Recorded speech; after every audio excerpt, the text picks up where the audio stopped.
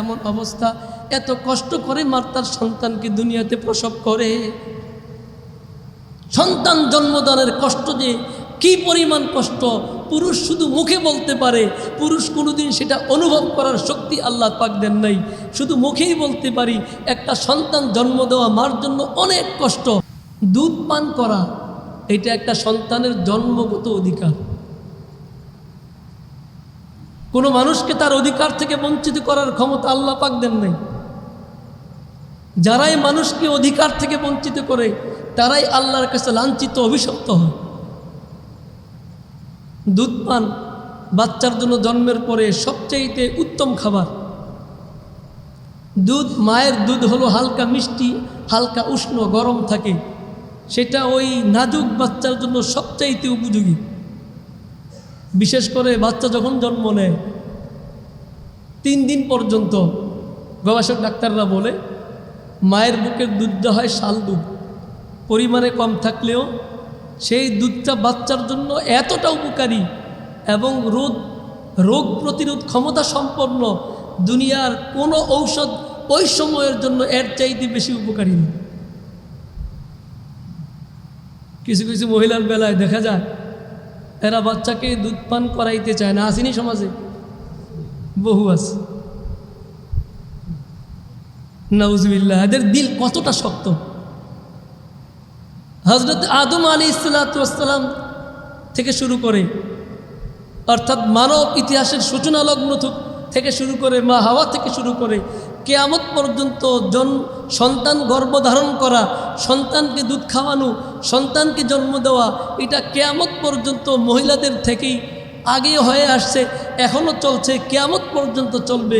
কিছু মহিলা আল্লাহ পাকের এই নিজামটাকে পর্যন্ত অস্বীকার করতে চায়। এরা কতটা দুঃসাহসী, এরা কতটা পাশা। অথচ মার এত মর্যাদা, এত সম্মান, আকাশচুম্বী সম্মান মার পায়ের নিচে সন্তানের বেহেশত, সন্তানের জান্নাত। কেন এগুলো? এর মূল উল্লেখযোগ্য কারণ কিন্তু এটাও একটা, যে একজন মা দীর্ঘ 2 বৎসর পর্যন্ত রাত্রেবেলায় বিনিদ্র থেকে দিনের বেলাও তেমন ঘুমাইতে পারে নাই, একটা বাচ্চাকে নিজের বুকের দুধ খাইয়ে যায়। যে 2 বৎসর পর্যন্ত বাচ্চারা দুধ পান করে, মারা কিন্তু ঘুমাইতে পারে না। সারা রাত একটু পরপরেই ঘুম ভাঙে। এই যে মার এত দাম, মার এত সম্মান। সাহাবী জিজ্ঞেস করছে, ইয়া রাসূলুল্লাহ মান আহাক্কু বিহুসনি সোহবাতি, ওগো আল্লাহর নবী, আমার সবচেয়ে উত্তম ব্যবহার পাওয়ার যোগ্যকে একটু বলুন, আমি তার সাথে সবচেয়ে সুন্দর ব্যবহার করব। রাসূল বলছেন উম্মাকা, তোমার আম্মু। সাহাবী আবার জিজ্ঞেস করছে, সুম্মা মান, ইয়া রাসূলুল্লাহ, এরপরে কার সাথে আমি ভালো আচরণ করব? রাসূল নেক্সট টাইমও বলেছেন সুম্মা উম্মাকা। আবার জিজ্ঞেস করেছেন, আবার রাসূল বলেছেন উম্মাকা। এরপরে আবার জিজ্ঞেস করেছেন রাসূল, এরপরে সুম্মা দিয়া বলেছেন সুম্মা আবাকা। চতুর্থ নাম্বার হলো, অতপর চতুর্থ নাম্বার হলো তোমার বাবা। তো মার এত সম্মান কেন দিয়েছেন আল্লাহ পাক? যে একজন মা পরপর 3টা কষ্ট করে, এই জন্য তাদের উল্লেখযোগ্য এত পাওয়ার, তাদের এত সম্মান, এদের পায়ের নিচে সন্তানের বেহেশত। এই 3টা উল্লেখযোগ্য কারণে মায়েদের এত সম্মান। কোরআনে কারীম খুলে দেখুন, সূরা আকাফের 15 নম্বর আয়াতে আল্লাহ বলে দিয়েছেন মারা 3টা কাজ করে, এই 3 কাজ করার কারণে মায়েদের এত সম্মান। আল্লাহ সূরা আকাফের 15 নম্বর আয়াতে বলেছেন, ওয়াসাইনাল ইনসানা বিওয়ালিদাইহি ইহসানা হামালাতহু উম্মুহু কুরহা ওয়া ওয়াদাআতহু কুরহা ওয়া হামলুহু ওয়া ফিসালুহু 30 শাহরা। আল্লাহ বলেন ওয়াসাইনাল ইনসান, আমি মানুষকে নির্দেশ দিচ্ছি, উপদেশ দিচ্ছি, নসিহা করেছি কি বিওয়ালিদাইহি ইহসানা, তোমরা তোমাদের আব্বু আম্মুর সাথে ভালো আচরণ করো। কেন মার সাথে করবা? মার কারণটা আল্লাহ তুলে ধরছেন। হামালাতহু উম্মুহু কুরহা, একজন মা তার সন্তানকে গর্ভে ধারণ করে, কষ্ট করে, কুরহা, অনেক কষ্ট করে বাচ্চাকে গর্ভে ধারণ করে। শেষের 4 থেকে 5 মাস একজন মা কতটা কষ্ট করেন। রাত্রিবেলা মন চাইলে কাত হয়ে ঘুমাইতে পারেন না, চিত হয়ে ঘুমাতে পারেন না, মন চাইলে স্বাভাবিকভাবে ঘুমাতে পারেন না। একটু পর পর তার ঘুম ভেঙে যায়, এই পেটের সন্তানের জন্যে আল্লাহ পাক বলেন হামালাতহু কুরহা, মা তার সন্তানকে কষ্ট করে গর্ভধারণ করে, ওয়াদাহাতহু কুরহা, মা তার সন্তানকে মরণাপন্ন কষ্ট করে মারা যায় এমন অবস্থা, এত কষ্ট করে মা তার সন্তানকে দুনিয়াতে প্রসব করে। সন্তান জন্মদানের কষ্ট যে কি পরিমাণ কষ্ট পুরুষ শুধু মুখে বলতে পারে, পুরুষ কোনোদিন সেটা অনুভব করার শক্তি আল্লাহ পাক দেন নাই। শুধু মুখেই বলতে পারি একটা সন্তান জন্ম দেওয়া মার জন্য অনেক কষ্ট, কিন্তু কি পরিমাণ কষ্ট সেটা মা ছাড়া দুনিয়ার কোনো প্রাণী কোনো মানুষ সেটা বর্ণনা দিতে পারবে।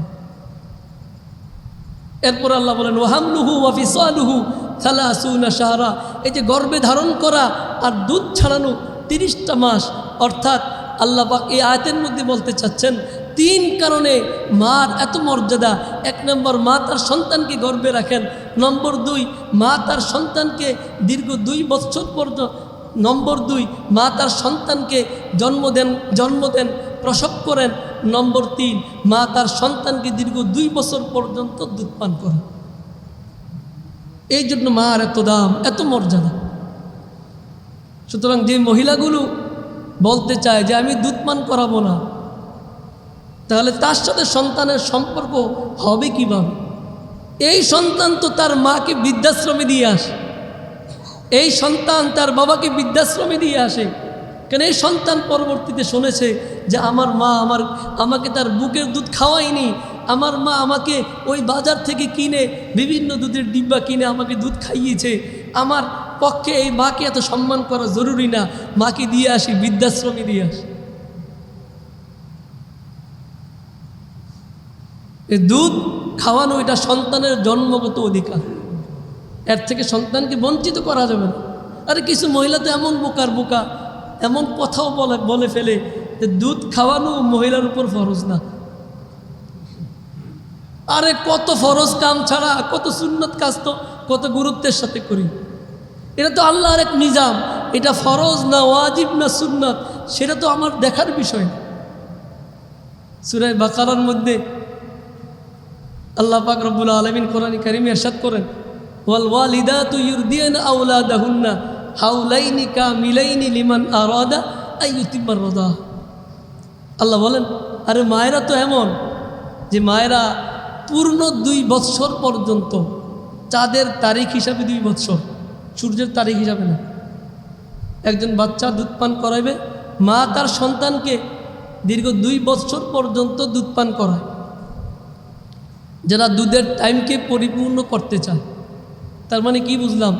একজন বাচ্চাকে আমরা সর্বোচ্চ কত বছর দুধ পান করাইতে পারবো? 2 বছর।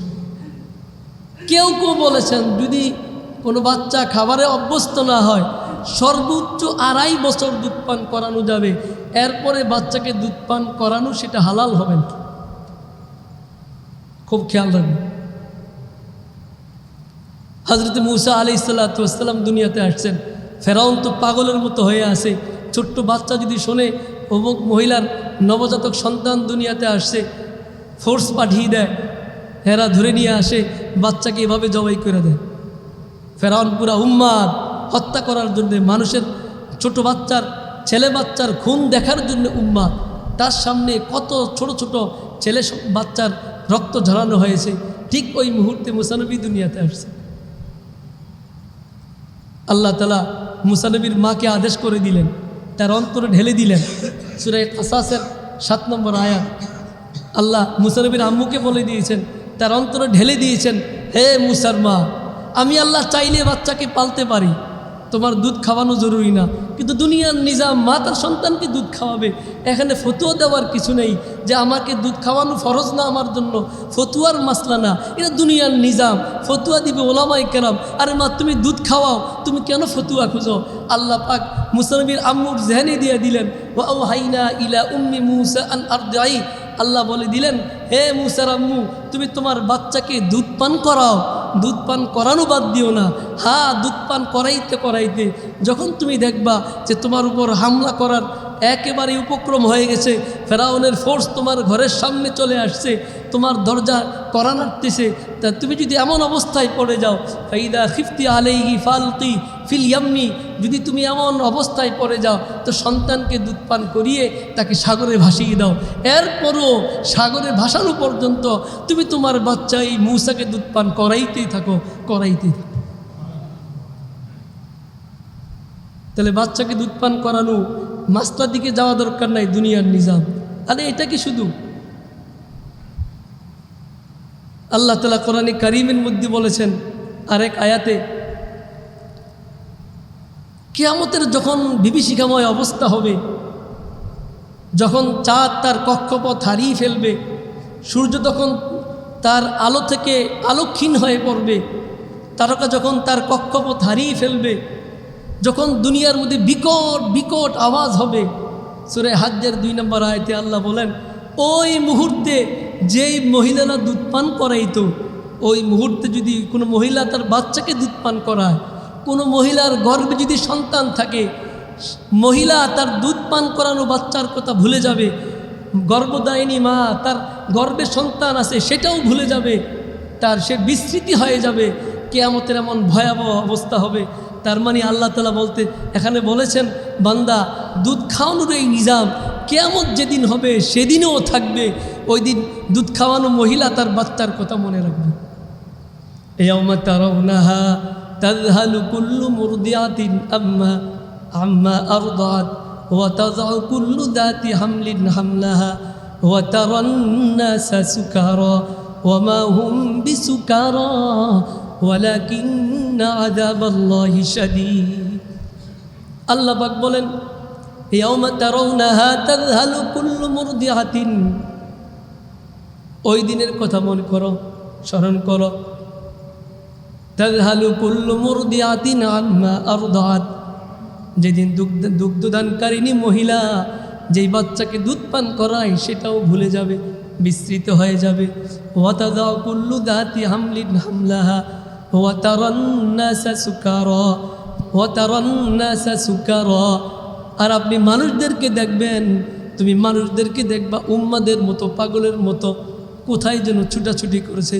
ওয়া মা হুম বিসুকারা, আল্লাহ বলেন ওই মানুষগুলো আসলে পাগল না, উম্মাদ না, এদের সেন্স ঠিক আছে, কিন্তু আমি আল্লাহ পাক রব্বুল আলামিন এত ভয়াবহ অবস্থা সৃষ্টি করব, এই ভয়াবহ অবস্থা দেখে তাদের জ্ঞান কোনো কাজ করবে না। ওয়ালাকিন্না আযাবাল্লাহি শাদীদ, আল্লাহ বলেন বান্দা বান্দি তোমরা একটু আখিরাতমুখী হও, আল্লাহ পাকের শাস্তি বড় কঠিন। তাহলে কিয়ামত দিবস পর্যন্ত, মানব ইতিহাসের শুরুলগ্ন থেকে কিয়ামত দিবস পর্যন্ত দুনিয়ার এই নিজাম, মা তার সন্তানকে দুধ পান করাবে, এটা চলবেই। এখানে মাসলা দেওয়ার বিষয় না। হ্যাঁ, যদি মা তার সন্তানকে দুধ না পান করায়, তাহলে মার সাথে সন্তানের এই গভীর মহব্বত, ভালোবাসা, হৃদ্যতা, মার মমতায় সন্তান সিক্ত হওয়া, এগুলো পাবে কোত্থেকে যদি মার বুকের সাথে সন্তান মিলে না থাকতে পারে? এই জন্য দুধ পান করা এটা সন্তানের জন্মগত অধিকার। সন্তানকে দুধ পান থেকে বঞ্চিত করা যাবে না। দোকানের দুধ কিনে নিজের বুকের দুধ না খাওয়াইয়া দোকানের দুধ খাওয়ানো, এটা কখনো কাম্য না।